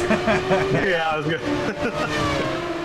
Yeah, this is the kind of thing, and I hate to say this, Finian, but this is the kind of thing that in a lot of places would get you banned. I mean, this is clear violation of sportsmanship in general. Again, if they didn't address it in the rule book, it's not technically illegal, but it's so much against the idea of fair competition that I just am very disappointed in Carlos for using this to run faster laps. And also, too, I want to point out for some series they run with incident limits, the series does not, which in some ways I kind of prefer because it leaves drivers having to worry less about, how many incidents they have just to straight up and drive. That being said, it kind of leads to where drivers, they find an exploit like this, they can take advantage, especially as you're saying if it wasn't addressed. So again, we have to really see if this is going to be addressed. I definitely think if anything, it might be addressed going forward. I think that it's very clear that this is wrong, and I don't think it has to be in the rule book to say it's wrong, and I would be disappointed if they just didn't throw his entire result out for this race. Car behind there is Ben Fuller, our race leader at the moment. So yeah, I would say if you're slow at a racetrack, I would just get faster and not cheat. I mean, that's just the general rule of thumb is practice, because that's sort of a cheap shot at everybody else, and disappointed in that. Ben Fuller leads by 7 seconds. Yeah, this is pretty, I think, straightforward for Ben Fuller this race. Very easy driver comparison to Road America. Goes around Couture, who will move out of the way. I don't think he's 11 drivers on the lead lap. That's kind of impressive when we're still not even halfway through. Yeah, and again, there's still pit stops to be happening here. We're within, as Ben Fuller's going to hit pit lane, and or not. Looked like he was coming to pit lane. Yeah, that's just racing line. Whoa, he scared me. I thought he was coming. I go, oh, we got strategy about to happen. But Carl Flemister in 14th after he started in 25th. A good climb for him, too. Yeah, I don't remember seeing him out in qualifying. I'm not sure. That might have been him also just trying to set up the server. Because again, Carl, one of the leading admins for this league. So, but still, yeah, as you're saying, solid climb up forward. And if some other stuff happens up ahead, could find himself in the points. Oh, no! Oh, you cursed him. You commentator cursed him, Finian. Oh, right in front of traffic, too. All right, well. Ronaldo Augusto has also just had a spin. Oh, man. Yeah, you should. Oh, Ronaldo Augusto had a lot more than a spin. Let's have a look. Oh, he spun out in the Senna S and got hit from behind by Thiago Correca and sent him upside down. Wow. Yeah, it's definitely a lot more than a spin. Man. Isn't there a rule now about cutting across the pit lane in real life, about the pit lane blend line here? I feel like there is. Actually, I don't know. There might. I think you can cut the line, but like where the pit lane and track separate. Yeah. When you kind of see the diver, I think you have to stay to the right of that. That makes sense. That's what I was wondering about. So we're 22 laps into this 43-lap race, about 26 minutes to go. Rafael Mata in the 5th place 96 car has Leandro Mignardi right behind him, and there's actually a bit of a stack up forming behind Mata. We'll jump there in a moment.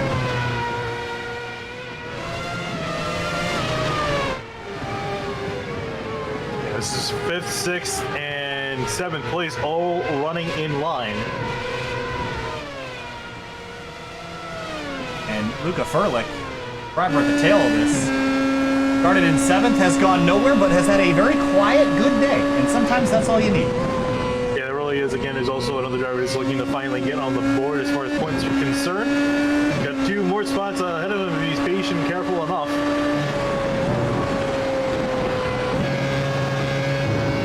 And I cannot express how fast Ben Fuller's been going. Most of the field is sort of in the mid-113s. Ben Fuller's still lapping in the high 111s, which is so impressive. Almost just matched his best lap too as he came by last time. It was only 27 thousandths off of it.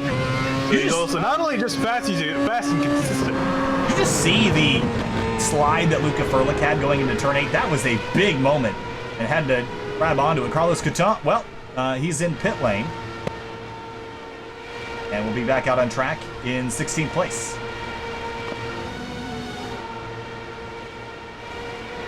Rafael Mata in the 96 continues to run in 5th after starting in 6th. The Team F1 APS Gold. Leandro Mignardi behind him, 8th to 6th. Yeah, Sub Racing Black for him, and then Luca Furlick, the other team in behind, is Team Furlick, named after the driver in the car at the moment. And his Team Furlick teammate, which would be Cody Sandwith, is back in 20th place right now as it stands. 19th place. Well, up ahead of Carlos Coutin, going to spin ahead of that battle we were just watching. Cold tires on that 28 car, going to send him around. Yeah, let's go back and have a look here. In the 28 car. Cold tires. And into the braking zone, just locked up the rears there a little bit. Lost some ground there. How about 5th place again? Mignardi closing in now. It's 0.4 of a second. He's got slipstream now. Yeah, this is the dangerous part. The front straightaway and also the second straightaway after Curva de Sol. You're pretty much a sitting duck as that car up ahead. You can see how much time he's gaining on him. Well, 4 or 5 miles an hour quicker just with the slipstream. 292K on the front straightaway. Now he'll get a big slipstream at the exit of Curva do Sol here. onto back straightaway into turn 4. This is where you have to start getting careful not to run into the back of somebody into these faster corners like we've seen a couple times today. Yeah, not only just in the back, someone also got to account for the fact that the closer you get to someone's rear wing, more dirty area you got to deal with, as they've got Carl Flemister up ahead who's going to pull out of the way it seems, but it's going to let Bignardi close in on Mata. And look right here, the lap times. His best lap, his last one. He's flying right now.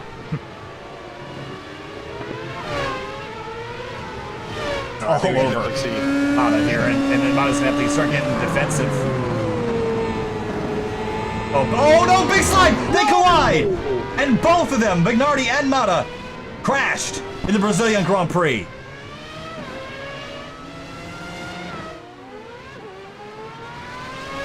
And it's just so fast. From being completely under control to having a devastating race-ending collision. Just the slightest of slips, he corrects and straight back into Bignardi, and that is so irritating if you're in the Bignardi. Now, you've got a repairable car for sure, but it's going to kill all your momentum that you had going forward. Thiago Careca's into pit lane. He's out as well. Yeah, a lot of guys coming in for the pits, mainly the guys in that battle with damaged cars, getting them fixed up again. These guys kind of, I think, going to be happy that they get one fast repair, going to fix up the car completely, get back out there. Neither of our front runners have come yet, Ben Fuller or Marco Sanfilippo. And Ben Fuller, as I say that, is going to hit pit lane.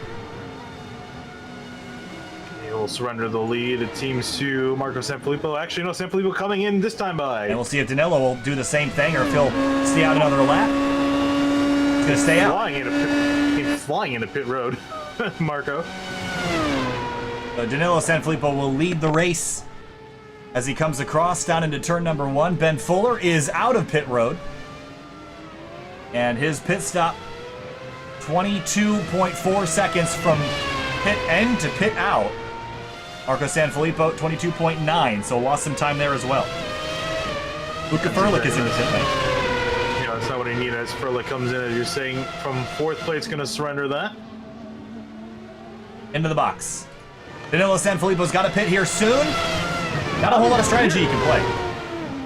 Oh, sorry about that. But I'm curious if we're going to see some kind of Ferrari-like strategy, which is not particularly a good thing in some cases. Do that. but I'm curious if between them they might have Danilo stand on Ben and try to slow him down for Marco to catch up. That is interesting. I don't, because I mean, they have to try something. I wouldn't be, I'm curious to see if they'll try that to slow down Fuller. That'll give him a chance at something. I'm curious if Danilo pits now, that strategy's over and he's coming to pit lane. Okay, never mind that. might be for the best again. I don't think you want to necessarily follow Ferrari strategy. Leandro Bignardi and Rafael Mata chasing each other now. Mata on the attack.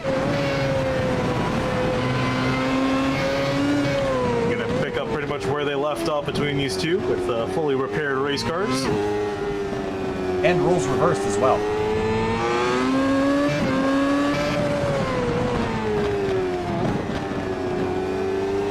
Patrick Woodstruck in and out of pit lane. Sorry to cut you off there. So is Pedro Gomez. Yeah, I was going to say that they're fighting with Furlick, if I'm not mistaken, right? Last time they were dueling it out. They've lost 9.6 seconds with the damage they have between each other. Furlick is currently sitting in 5th. Mata, though, closing back in on Bignardi with the slipstream into turn 1, down into the Senna S. Oh, big lock up there by Bignardi. Here comes Mata to driver's left, going to sweep back over to the right, and now have a fantastic run through Curva do Sol onto the back straight. Here he comes. Yep, the time that run really well. You don't want to get off the gas through Curva do Sol. Now going to be a drag race spinning it straight up between these two drivers into turn 4. Who's braver on the brakes? Looks like it's going to be Bignardi. Mata with the switchback to the inside, and turn 5 will get the spot. That was absolutely textbook there. He's through back into 6th. Great driving from both these drivers. Fantastic battle to watch.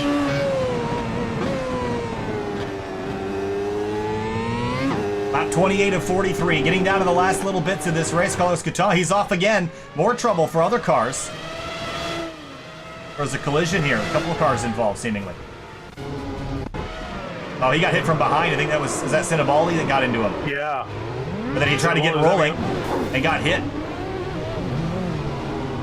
many cars involved in there. Where Pedro Gomez was the other car that came flying in to hit Cato. Yeah, he just turned in. For him to really go. Yeah, not really a great situation in general. So I'll kind of loop the car around. I'm not really sure he could have done a whole lot more other than not move. Mata in the 96 is 6th, Leandro Mignardi in 7th, and they continue to be the closest battle on the racetrack at the moment. However, for the first time, I think the whole race, Marco Sanfilippo just ran a little bit quicker than Ben Fuller, but he's going to have to do that by a whole lot more if he wants to win this race. Yeah, he's going to have to take it up into, he's going to have to start running low 111s to try to catch back up to Ben Fuller. That's going to be a tough thing to do. We'll see this time by as he comes across the line if this lap is any better, and nope, it's going to be just a little slower. Ben Fuller's best lap, a 111.6. Milo Fernandez Garrido and Steverson Oliveira, that's for 9th. As they head up towards turn number 6. And for missing Q3, Steverson Oliveira is having a pretty good day, up into 10th. Yeah, it is a really solid run for him, and also Garrido. Garrido started back in 15th, is up into 10th, up ahead of him. Sorry, up into 9th. So both cars having a really good run. Oh, Corey Whiting, after 29 laps, and he's gone effectively nowhere, which honestly isn't a terrible thing. 11th isn't a bad spot to be, although you want to be a couple spots better to get into the points, but there's still a chance for attrition, especially with Mata and Mignardi still less than 4/10 apart. Yeah, you guys kind of, as a driver, you have your fingers crossed, hoping that something goes wrong. They still got, for Whiting, you still got Oliveira and Garrido still pretty much directly ahead of him. 11 drivers on the lead lap. But soon to be less than that as Ben Fuller's about to approach another group of lap cars. Traffic is another concern. We've seen how quickly things can go wrong when you're passing somebody, Finian. So if you're Ben Fuller, how careful? Yeah, you got a 9-second lead. How careful are you with these lap cars? Be very careful. Don't throw away the win this easily. You got pretty much everything in your favor. Just try to get through the traffic pretty easily. And he's got some, as you're saying, got some pretty decent amount of it directly ahead of him. Especially some guys still on the lead lap battling amongst themselves. So he's got to be a little tactical and careful as well. As we got just over 13 laps left in the race. About 16 minutes worth of racing left. And make sure you join us in 2 weeks' time, where we head to our next round at Suzuka in Japan. That'll be on August 8th. And I'll be away for that one, so it'll be Finny and Nakuna running the show. But I'll be back for the... Will I be back for the 15th? No, it will not be. I'll be in Colorado for the 15th. That'll be at Monza. So next 2 rounds, Suzuka and Monza. Ben Fuller, Marco Sanfilippo, your 2 leaders right now. Garrido and Oliveira, 8/10 apart. They are the closest on the racetrack. Yeah, again, even Whiting to just on the tail end of this battle, a little over second half behind. If he can push a little bit more, he'll be involved with these 2 guys for the final 2 spots in the top 10, the final 2 points paying positions.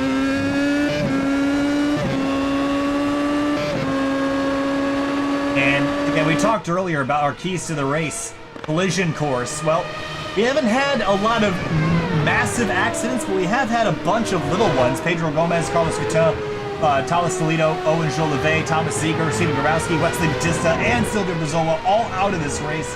That's a whole bunch. But we still got 21 drivers on the racetrack, and the 10 drivers that are out there for points right now, having a pretty good time. Yeah, hopefully it continues like that for their sake, I think, because once you start getting down the later stage of the race, a lot of bad things tend to happen. Yeah, it looks like for Oliveira, he's actually kind of fallen off of Garrido. Garrido was starting to pull away in 9th place. Ronaldo Augusto beginning to chase down Mignardi. This is for 7th. Yeah, and for Augusto, he's going to probably, even no matter where he finishes, I think he's going to be shaking his head after running in as high as 4th place in the race. Going to fall back to 8th. Traffic up ahead of Mignardi as well, so that's going to slow him up. To give Augusto a great chance to sneak away a pass here. Car off. Is that Siemens? It looks like it is. Yeah, and Siemens trying to stay out of the way, let the guys get on by. Indeed he will. Augusto working over Mignardi, making him look in the mirrors, be a distraction. 7/10 now separate them. 5/10 now. Getting onto the straightaway. Is that what Vignardi needs? He's trying to chase down Rafael Mata up ahead in 6th. Gusto breathing down his neck in behind.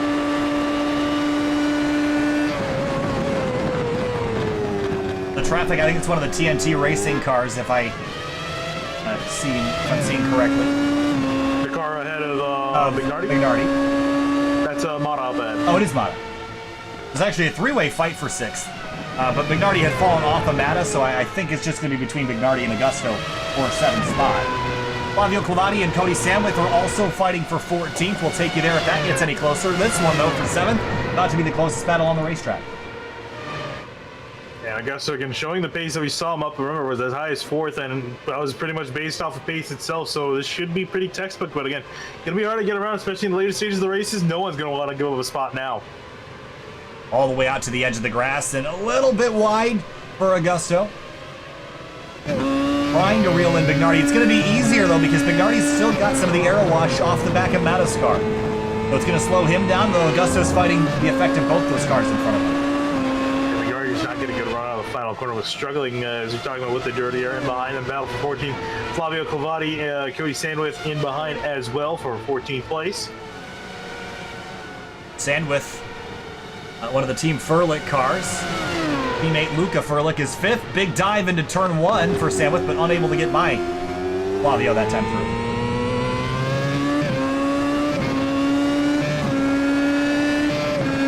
Right into the coattails here, onto the straightaway. Here you see a big run that he has, going to peel out to the right side on the outside, heading to turn 4. And that's going to pay off for him if he can hang tough, and he will. Move Cody Sandwith to 14th, and the Clavati respond. Sandwith will stay defensive, and Clavati will have to go the long way around in turn 6, which will not happen. They'll keep Sandwith to 14th, Clavati back to 15th. Now back up to trouble for Thiago. Oh no, big crash! Pareca. And Ramiro Suarez, who's 18th and 2 laps down. That's a massive crash. Oh. Yeah, and that was pretty much on Suarez there. Oh, yeah. Oh. See exactly how he got himself in this position. Just got loose here. And should have... I don't know if they would have avoided the collision, but he started to roll, Finney, and the rule of thumb is just do not move when you crash, make yourself as predictable as possible. And if anything, there, he should have just kind of backed up. I think that actually would have saved... that would have saved... Kareca's race there. I'm sure he's going to be shaking his head and wishing that he did do that. Because, yeah, Kareca, and again, in the final stage of this race, he's going to have to retire from 4th. Oh, that's brutal. After having such a good race his first round of the season, that car was destined for points today. It will not happen this afternoon. Checking back in with our race leader. We're definitely under 10 to go now. Ben Fuller has a 10.5-second lead. And this is definitely a wake-up call to everybody, including the Fratelli Capone Corsa team cars, that Ben Fuller is going to be the driver to beat this season, and they better figure something out quick. Yeah, I don't know what they can really do. It was just looking to be a lot more closer of a battle between these two different teams at Road America, but they're not even on the same page as far as the race pace is concerned. Here with Fuller completely blowing both of them out by quite a bit. 10 seconds away between Fuller and Sanfilippo as the car goes around. Cody Sandwith, he had just made a pass for 14th, and he will actually remain in 13th because of the positions gained from the most recent collision involving... Excuse me, I'm blanking. Kareca. Let's have a look. Looked like it was all by himself. Maybe just caught grass or too much curb on the apex. Oh, he just turned in a little too hard, got on the curb and looped it. And he did a pretty good job pulling off to the inside to avoid creating a obstacle for drivers to navigate. So, well, Marco and Danilo, however, while they're not winning the race, they are having a much more consistent day, and neither of them have had their off-track excursions yet. So I would consider this an overall success, although if they want to win the points championship, they're going to have some work to do to beat Ben Fuller. Yeah, I mean, well, on the bright side for them, second and third, there's going to be more points. As far as the Constructors' Championship is concerned, I think they've got a good shot at that, considering Ben Fuller's teammate, Antonio Ortiz Pavada, is not here today. I'm not sure, I feel like we saw Pavada at Road America. I'm not quite sure off the top of my head if he was. But hopefully he appears for the next few races, because I'm sure Fuller needs him, because Fuller pulling the heavy lifting for that team, giving it both of its early 25 points apiece in Road America and Interlagos here, we can seal the deal. And this is such a peculiar thing to me, because when we saw Ben Fuller in practice, he was fast, but he wasn't the fastest. We saw him in qualifying, he was fast, but he wasn't the fastest. And to come out and just put on a show like this, he did not show his hand until the end of the race weekend. And that concerns me as a competitor, because how do you know where you stack up if Ben Fuller's not going to show his true pace until the race? Yeah, and again, it seems that Fuller is ace is more race than qualifying. Qualifying seems to be going to Marco and Danilo in that department. Those cars looking really good, having really good short run pace. But Fuller, over the course of a long run, has completely sealed the deal here. And again, as you go to different circuits, it's going to appeal better to different drivers. See Corey Whiting throwing up the inside of, I think, a lap car. Yeah, he's really chucking it down there. He's got a couple lap cars around him, and they're going to be three wide for a moment. That ain't going to work.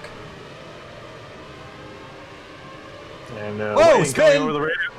That's a spin for Jordan Sinibaldi. And it has been a troublesome day for the 14.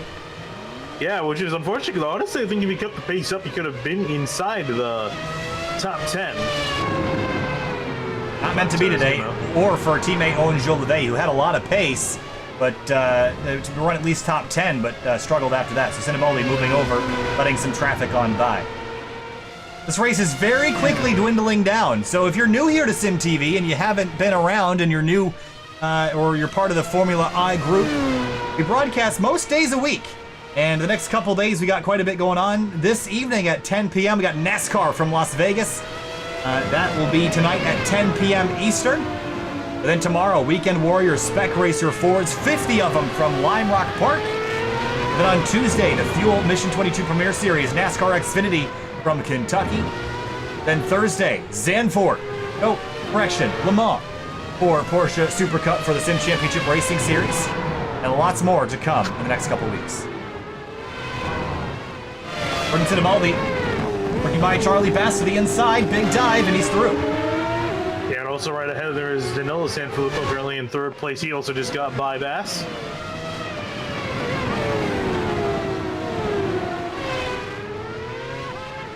And Danilo and Marco, they'll both end up on the podium. And if I recall, did they both get on the podium at Road America, or didn't one of them miss the podium by a little bit? One of them did. I remember Danilo was able to hold off the final step of the podium from Bruno Canovas at the later stage of the race after he was dealing with a damaged car. It was Marco that finished way down the order, finished in 9th place for him, but still got a point for the fastest lap. Up front, a 15-second lead. This is literally like watching Hamilton out here. I mean, it's again, just magically finds its way to the front and has led the entire thing. Yeah, and I think we're really looking at our solid contender for the Drivers' Championship here with Ben Fuller. Dominant pace for him. But when you think about the Team Championship, I like having both cars on the podium a couple weeks in a row, and that looks like Marco and Danilo are capable of doing that. I'm sure eventually you'll find someone that can pair up with his car and his pace to have a really solid shot for the constructors as well. But you need two in a team in the way F1 runs things. And both Sanfilippo's running against second and third to complete those final steps on the podium. A severely damaged car off the track. Oh man, what happened to Cody Sandwith? You got to pretty much get hit by an 18-wheeler to make a car look like that. Have a look. Into turn 8, does he just throttle up and get the tire barrier? Yep. Oh, he hit the arm cover. Ooh, that was a big hit there. Cody Sandwith, one of the Team Furlick cars. Teammate up in 4th, but it'll be the end of the day for Cody.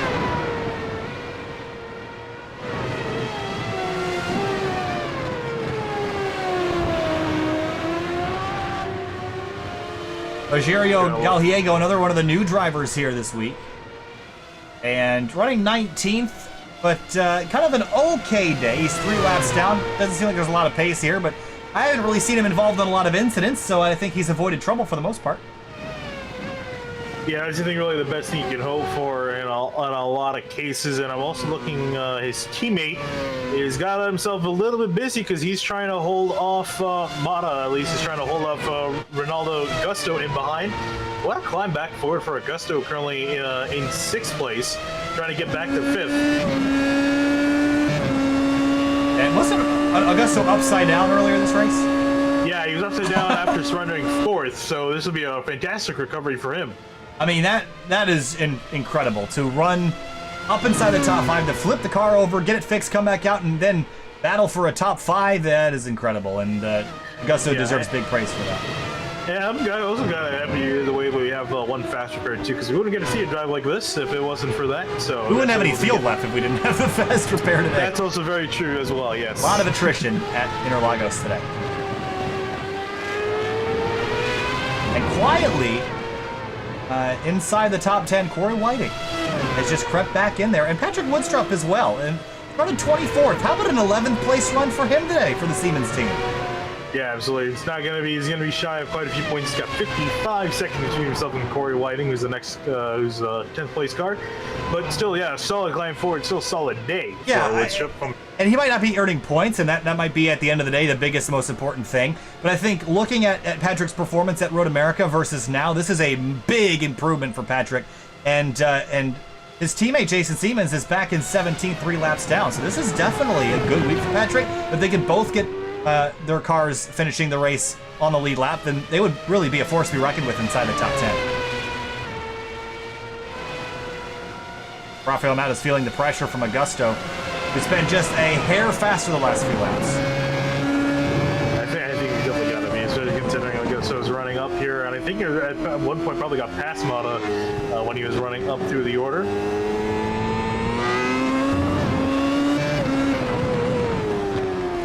Now the pressure mounts here as this guy is going to be taking 2 laps to go. Ben Fuller is working his way through his penultimate lap. Next time by, we'll see the white flag. Let me tell you something, Augusto really got a good run to that final corner. I think he's just outside of a very strong slipstream range, but if he can reel him in within about a half a second, by the time they hit the backstretch, he's going to be in a good spot. Yeah, I think he's definitely, if he can take this lap nicely, he can be there by the white flag lap, and that's going to be the key thing. Speaking of which, Ben Fuller on the white flag lap. 7/10 between Mata and Augusto.